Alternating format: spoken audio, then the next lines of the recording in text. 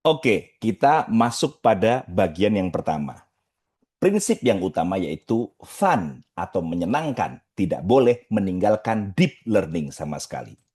Fun itu maksudnya orang jadi engage, terlibat, interaktif karena pembawaan kita, karena humor yang kita siapkan, karena kita juga menyiapkan ice breaking, termasuk juga menyajikan materi dengan cara menarik, itu semua penting. Tapi tidak boleh meninggalkan prinsip-prinsip kaidah pedagogi utama, misalnya Bloom's Taxonomy dan juga Kirkpatrick Level. Ya minimal dua itu. Sedangkan teori-teorinya yang lain masih banyak banget. Cuman yang kita pelajari di sini tidak boleh meninggalkan Bloom's Taxonomy dan Kirkpatrick Level. Oke ya, Bloom taksonomi artinya bahwa kita tidak hanya menghafal atau mengerti sesuatu, tapi bisa mengaplikasikan serta mensintesis, bahkan mengcreate teori baru atau praktik baru. Kalau di Kirkpatrick level, kita pengennya nggak cuma hafalan, nggak cuma peningkatan pengetahuan, tapi juga berimbas pada perilaku dan juga menghasilkan kinerja yang baik bagi organisasi. Nanti kita juga akan bahas secara mendetil di pertemuan kita online maupun offline. Yang perlu diingatkan agar fun itu tetap berjalan dan juga deep learning atau deep teaching juga berjalan, pastikan keutuhan pesan materi Anda. Artinya, setelah selesai pelatihan, jangan sampai ada sebuah kesalahpahaman atau materinya hanya tersampaikan separuh. Ya memang sih sudah tersampaikan secara full, tapi pemahaman mereka hanya separuh. Itulah yang disebut sebagai complete understanding. Maka tidak usah malu, tidak usah merasa sungkan atau merasa membosankan kalau harus mengulang-ulang suatu konsep. Ya, namanya juga manusia ya. Lebih sering diulang, repetitif, walaupun membosankan, tapi ada beberapa skill yang memang harus diulang-ulang. Contohnya, jika Anda pertama kali belajar tenis, tidak bisa langsung ahli, langsung tanding di lapangan.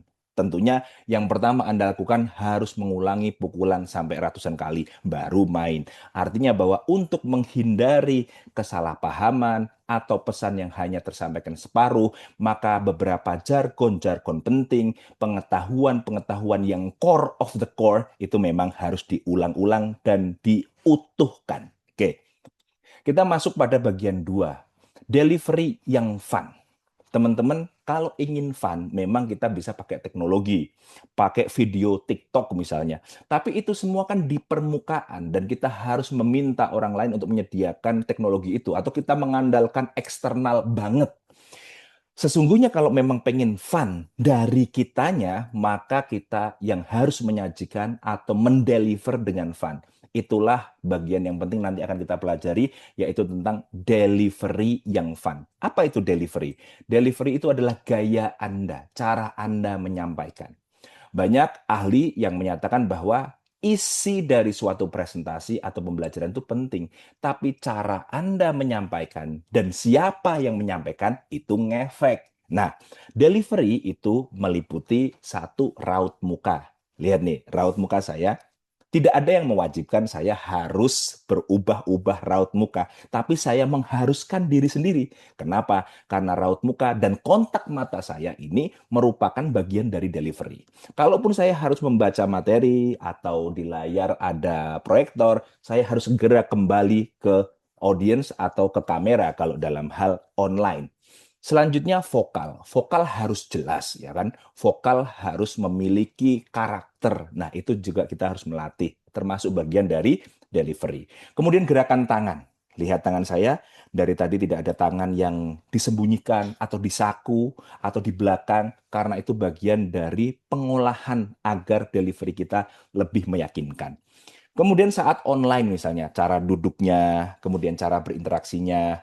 Ketika offline misalnya, cara berdirinya, bagaimana cara berdiri yang winning position, bagaimana cara berjalan yang sangat percaya diri, bahkan sebelum mulai orang-orang sudah mengatakan, wah oke nih trainernya. Dan yang keenam, bagaimana cara storytelling. Apa rumus storytelling? What works and what doesn't work, kan gitu ya. Dan terakhir, humor. Banyak orang yang merasa bahwa humor adalah bakat. Salah teman-teman, saya dulu juga sangat jayus. Sekarang saya juga masih jayus, tapi saya berlatih bersama para komika profesional sehingga saya bisa mengolah kejayusan saya supaya jadi agak menyenangkan. Nah, itu yang akan kita bahas besok ketika kita pertemuan online maupun offline.